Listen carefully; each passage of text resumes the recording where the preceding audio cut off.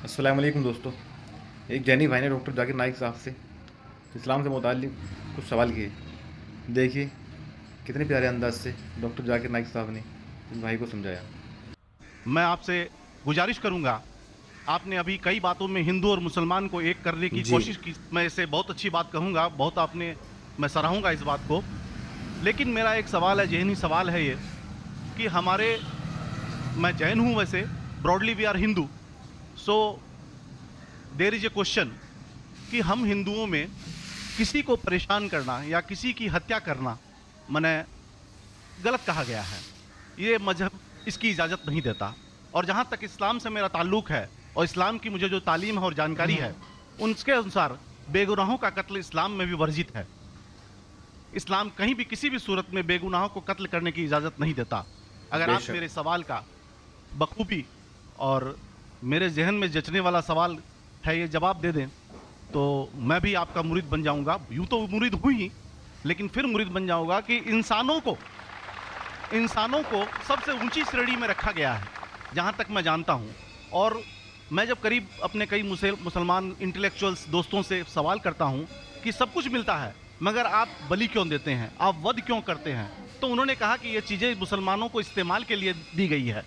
मैं इस पर क्लियरिफिकेशन चाहूँगा डॉक्टर साहब का, आपका क्लियरिफिकेशन चाहूँगा। मैं इस सवाल का जवाब चाहूँगा आपसे। वालेकुम अस्सलाम भाई साहब, आप पे सलामती हो। वैसे में सवाल किया है कि वो पीस टीवी माशाल्लाह काफ़ी वक्त से देख रहे, और वो कहते हैं कि हर मज़हब में कहा गया है कि कत्ल करना, इंसान की जान लेना गलत है, हराम है। हिंदू मज़हब में कहा गया है और इस्लाम में भी, जैसे उनकी जानकारी सही है, कि बेगुनाह का कत्ल करना हराम है। वो ये पूछते हैं कि बलि कहाँ तक सही है। बलि का मतलब मैं आपसे पूछना चाहता हूँ कि आप ये पूछना चाहते, मतलब जैसे हम लोग कुर्बानी के टाइम में, मेरा यही सवाल है, जाती सवाल यही है मेरा। अगर इस सवाल का जवाब देंगे तो मैं तो आपका मुरीद हूँ, लेकिन फिर से और पक्का मुरीद बन जाऊंगा। भाई साहब ने कहा कि आप लोग कुर्बानी क्यों देते हैं, और ये कुर्बानी का जो सवाल है कि हम ईद उल ज़ुहा, बकरी ईद में कुर्बानी क्यों देते हैं। कुरान मजीद में अल्लाह ताला फरमाते हैं सूरह हज में सूरह नंबर 22 में कि ना ही गोश्त ना ही खून अल्लाह को जाता है। अल्लाह को ना खून की ज़रूरत ना गोश्त की ज़रूरत। ये कुर्बानी के वक्त अल्लाह को खून नहीं जाता ना गोश्त जाता है। लेकिन तकवा, आपकी पायटी, आपकी परहेजगारी अल्लाह को पसंद है। आप अगर देखेंगे कि ईद उल ज़ुहा के बारे में क्यों हम कुर्बानी करते हैं, और वाक़या जानेंगे इब्राहिम अलैहिस्सलाम का, कि इब्राहिम अलैहिस्सलाम को अल्लाह सुब्हाना व तआला ने, उस वक्त बुत परस्ती बहुत आम थी, बुत परस्ती बहुत आम थी, और कुर्बानी इंसानों की बहुत आम थी, और हिंदुस्तान में भी आम है। आज भी हिंदुस्तान में कई दिगर मज़ाहिब में लड़कियों की कुर्बानी दी जाती है, बच्चों की बलि दी जाती है। क्या आप छोटे बच्चे का कत्ल करो, औरत का कत्ल करो, बलि दे जाओ और भगवान खुश हो जाएंगे। कई जगह अल्हम्दुलिल्लाह मुसलमान में नहीं है। तो उस वक्त इब्राहिम अलैहिस्सलाम को अल्लाह ने पूछा कि आपको सबसे ज़्यादा अजीज़ इस दुनिया में क्या चीज़ है, तो उन्होंने कहा कि मेरा बेटा जी। तो उन्होंने पूछा कि आप अपने बेटे की कुर्बानी दे सकते, अपने पैगंबर इब्राहिम अलैहिस्सलाम से बेटी कुर्बानी दे सकते। तो वो चौंक गए, और अल्लाह के पैगंबर थे, उन्होंने के बेटे से कहा, बेटे ने कहा बेशक अल्लाह के लिए आप मेरी कुर्बानी दे सकते, आप अपने हाथ पे पट्टी मारो। जैसा अल्लाह ताला फरमाते कि इस दुनिया में अल्लाह ताला हमारा इम्तिहान ले रहे, तो अल्लाह ताला इम्तिहान ले रहे अपने पैगंबर इब्राहिम अलैहिस्सलाम का। अल्लाह ताला ये भी जानते कि इब्राहिम अलैहिस्सलाम जवाब क्या देंगे, तो इब्राहिम अलैहिस्सलाम अपनी आँख पे पट्टी मारते, और जिस तरीके से हुक्म आता है अपने बेटे की कुर्बानी देने जाते, उस वक्त ही एक भेड़, गोट या शीप आ जाता है और उस शीप की कुर्बानी हो जाती है। तो उस चीज़ को याद रखने के लिए आज भी मुसलमान बकरीद के टाइम पे, ईद उल ज़ुहा के वक्त जानवर की कुर्बानी देते हैं। ये याद दिलाने के लिए हमें, क्योंकि ये अल्लाह सुब्हानहू व तआला की तरफ से अपने आखिरी पैगंबर मोहम्मद सल्लल्लाहु अलैहि वसल्लम ने कहा, उसकी बात मानते हैं। लेकिन अगर मैं सोचूं दिमाग से क्यों, तो ये सोच सकता हूँ कि ये हमें याद दिलाने के लिए, क्या अल्लाह को इंसान की कुर्बानी की ज़रूरत नहीं, इंसान की जान लेने की ज़रूरत नहीं। तो जो आज दुनिया भर में आज भी हो रहा है कि बच्चों को कत्ल किया जा रहा है, औरतों का कत्ल किया जा रहा है, बलि पे चढ़ाया जा रहा है, ये बिल्कुल गलत है। और दोनों में आप देखेंगे फर्क। अगर कोई दूसरे मजहब में, हिंदू मजहब लो या दीगर मजहब लो, अगर कोई जानवर की बलि चढ़ाई जाती है तो उधर ही रख दिया जाता है और अक्सर वो फजूल हो जाता है। हो सकता है कभी कोई चुपके से आके खा ले।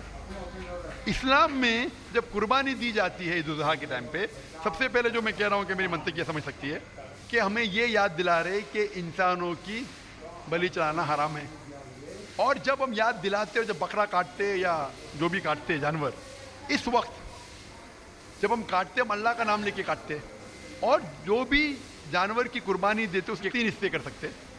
एक हिस्सा हम खुद रख सकते, खुद के इस्तेमाल में ला सकते, एक तिहाई हिस्सा। दूसरा हिस्सा हमें हमारे रिश्तेदार में बांटना चाहिए और तीसरा हिस्सा गरीबों में बांटना चाहिए। जब कुर्बानी दे रहे हम उस जानवर का इस्तेमाल कर रहे, जानवर खाना अलाउड है क्या ना, वो एक अलग बहस है जिसके ऊपर आप पूछे तो वो जवाब अलग है कि जानवर खाना सही है क्या गलत है, वो एक अलग डिबेट है। जब अभी नहीं, अगर आप पूछना चाहे तो अगला सवाल पूछ सकते हैं। एक तीसरा हिस्सा हम इस्तेमाल करें, एक तीसरा हिस्सा हम दोस्तों में बांट रहे हैं, हमारे रिश्तेदार में, और तीसरा हिस्सा हम गरीबों में बांटते। तो इनमें गरीबों का फायदा हो रहा है, ना फजूल खर्ची हो रही है, और याद दिलाया जाता है कि इंसानों का कत्ल करना गलत है। तो ये अच्छी चीज़ है। जब बलि जैसा देखे बाकी मज़ाहिब में क्या हो रहा है, इंसानों का कत्ल किया जाता है, बिल्कुल हराम है। उसके अलावा जब जानवर का भी कत्ल करते हैं वो जानवर फजूल खर्ची में जाता है।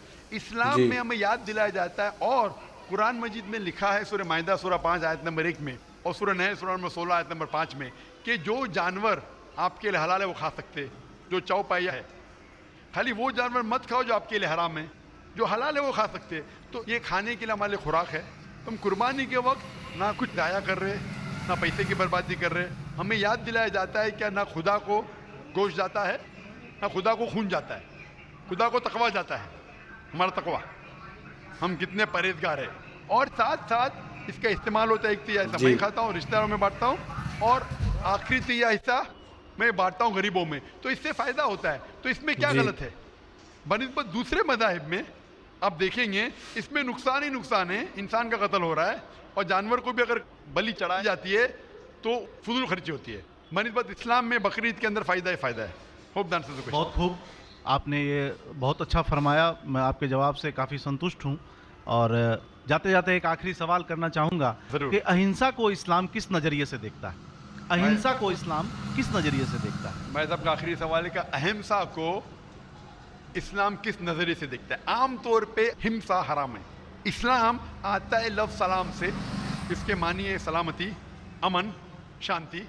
इस्लाम के मानी है कि शांति हासिल करना, अपनी ख्वाहिश, अल्लाह का जो पैगाम है उसके मुताबिक अपनी ज़िंदगी बसर करना और अमन हासिल करना, उसे कहते हैं इस्लाम। हिंसा आम तौर पे हराम है। लेकिन अगर मिसाल के तौर पे हम देखते हैं हर देश में कानून है, कानून है कि चोरी मत करो, किसी का कत्ल मत करो। लेकिन कानून के अलावा पुलिस भी है कि अगर कोई कानून को फॉलो नहीं करता है, कोई चोरी करेगा तो पुलिस उस वक्त ज़बरदस्ती कर सकती है, पुलिस फोर्स का इस्तेमाल कर सकती है, पुलिस कभी कभी हथियार का इस्तेमाल करती है अमन और शांति बरकरार रखने के लिए देश में। उसी तरीके से इस्लाम में हिंसा आमतौर पे हराम है, लेकिन हर इंसान शांति नहीं चाहता है। कुछ इंसान जो अशांति चाहते हैं और जो अल्लाह का फरमान पे अमल नहीं करते और शांति को भ्रष्ट करना चाहते, उस वक्त इस्लाम इजाज़त देता है कि आखिरी मरहले पे आप हिंसा का इस्तेमाल कर सकते शांति लाने के लिए, हिंसा का इस्तेमाल कर सकते शांति लाने के लिए, खुद के फायदे के लिए नहीं। इसीलिए आमतौर पे जितने भी आपने देखे होंगे जो जंग अल्लाह के रसूल लड़ी, अक्सर वो था सेल्फ डिफेंस में। अगर कोई चोर मेरे घर में घुसता है और मेरी बेटी से बदतमीजी करता, मैं क्या कहूँगा? मैं हिंसा में मानता हूँ, मैं हाथ नहीं लगाऊंगा। मैं मेरी चूड़ियाँ नहीं पहना होगी हाथ में, मुसलमान हूँ लेकिन चूड़ियाँ नहीं हाथ में पहना हूँ। आपके घर में कोई चोर घुसता है और आपकी बेटी से बदतमीजी करता, आप क्या करेंगे? जी हाँ, मैं मुकाबला करूँगा। मुकाबला करेंगे, हाथ भी उठाएंगे ना। इस तरीके से हिंसा का इस्तेमाल आखिरी मरहले पे, अगर दूसरा कोई चारा नहीं है तो इस्तेमाल किया जा सकता है हक के लिए, ना हक के लिए नहीं। दूसरे को तकलीफ पहुंचाने के लिए गलत है, दूसरे का माल हड़प करने के लिए हराम है, लेकिन खुद के बचाव के लिए या अमन हासिल करने के लिए हिंसा का इस्तेमाल किया जा सकता है। लेकिन असल में इस्लाम आता है लफ्ज़ सलाम से, जिसकी मानी है सलामती, अमन, ताकि दुनिया में सलामती पहुंचे। बहुत खूब, बहुत अच्छा लगा आपको सुन के। फिर एक बार मैं तहे दिल से आपका शुक्रिया अदा करना पूछना चाहता हूं कि आप खुदा हाफिज। एक खुदा में मानते? मैं एकदम एक खुदा को नहीं, मैं अपने अंदर में बैठे ब्रह्म को मानता हूं। मेरी अपनी अलग सोच है। मैं किसी मंदिर में नहीं जाता हूं, ये बात नहीं है, जाता हूं, लेकिन मेरी अपने अंदर की आवाज है कि इंसानों की खिदमत करो, इंसानों की इज्जत करो और भटके हुए को राह दिखाओ। मेरा भी यही है। और मैं किसी इंसान में, हिंदू हो चाहे मुसलमान, मैं इस खुले मन से आगाज करता हूं। मैं किसी से भी भेदभाव ना आज तक किया है, न कभी जिंदगी में करूंगा। मेरे लिए इंसान जो पैदा किया है वो ऊपर वाले ने, वो सभी एक हैं और एक रहेंगे। आपने फरमाया कि इंसान की खिदमत करना चाहिए, इंसान की मदद करना चाहिए, लेकिन मैं ये पूछना चाहता हूं कि आप एक खुदा में मानते हैं? आपने कहा, मैं ये पूछना चाहता हूं, आपने तकरीर सुनी मेरी पीस टीवी पे, आप मानते हैं कि मोहम्मद सल्लल्लाहु अलैहि वसल्लम आखिरी पैगंबर है? नहीं, मैं इस बहस में नहीं पढ़ना चाहता, मैं इस बहस में नहीं पढ़ना चाहता, लेकिन मैं इतना जानता हूं कि हमारा खुदा एक है और एक ही ताकत है जो पूरे सभी संसार को, पूरे यूनिवर्स को, पूरी बात तो बहुत कहने की है, लेकिन ये समय और वक्त का तकाजा है। बिल्कुल, समय का तकाजा होने की वजह से मैं आखिरी चीज़ कहूँगा आपसे भाई साहब कि आपने पीस टीवी पे इतने तकरीर सुने, आप कहते हैं कि भगवान एक है, मैं उसमें मानता हूँ, लेकिन यही भगवान ने चाहे बाइबल में हो, चाहे वेद में हो, चाहे कुरान में हो, सारी धार्मिक किताबों में कहा गया है कि आखिरी आने वाले पैगंबर मोहम्मद सल्लल्लाहु अलैहि वसल्लम में, और उसमें मानना चाहिए। तो मेरी आपसे ये दरख्वास्त है कि आप इतने अच्छे इंसान हैं माशाल्लाह, एक आखिरी मेरी ख्वाहिश है कि आप इंशाल्लाह इस पर तहकीक करो, और ये जब आप एक भगवान में मानते हैं, दूसरे इंसानों को तकलीफ नहीं देना चाहते, तो भगवान ये भी कहते हैं कि आखिरी पैगंबर कौन है, उस पर तहकीक करो, इंशाल्लाह आप मुकम्मल अच्छे इंसान बनेंगे।